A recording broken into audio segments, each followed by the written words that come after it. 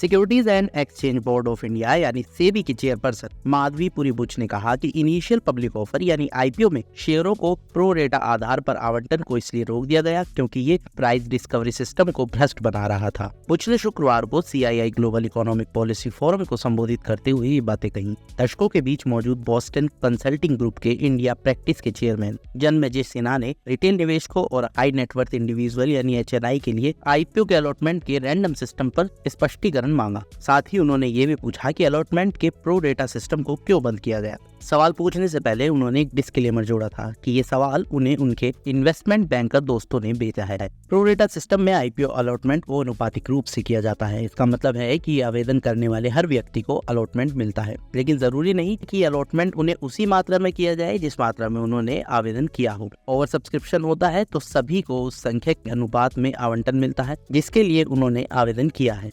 उदाहरण के तौर पर अगर किसी आईपीओ को 2 गुना ज्यादा सब्सक्राइब किया गया है तो इसका मतलब है कि हर शेयर के लिए 2 अलॉटमेंट है। फिर शेयरों की संख्या के बदले सब्सक्रिप्शन के रेशियो के आधार पर अलॉटमेंट किया जाएगा। इस मामले में एक निवेशक की ओर से दाखिल किए गए हर एक 2 आवेदनों के बदले 1 शेयर अलॉट किया जाएगा।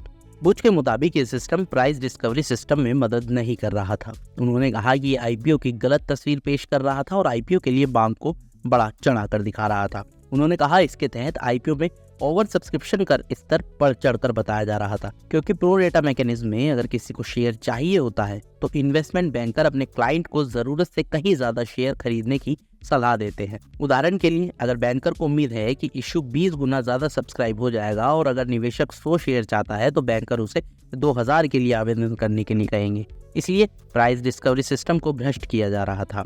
इससे ऐसा लग रहा था कि मैं यानी एक ग्राहक के रूप में मुझे 2000 शेयर चाहिए, जबकि वास्तव में मुझे केवल 100 शेयर ही चाहिए थे। सेबी चेयरपर्सन ने दोहराया कि बाजार रेगुलेटर कभी भी आईपीओ की प्राइस डिस्कवरी पर फैसला नहीं लेगा और इसकी जगह बाजार को डिमांड और सप्लाई के आधार पर ही कीमत तय करने देगा।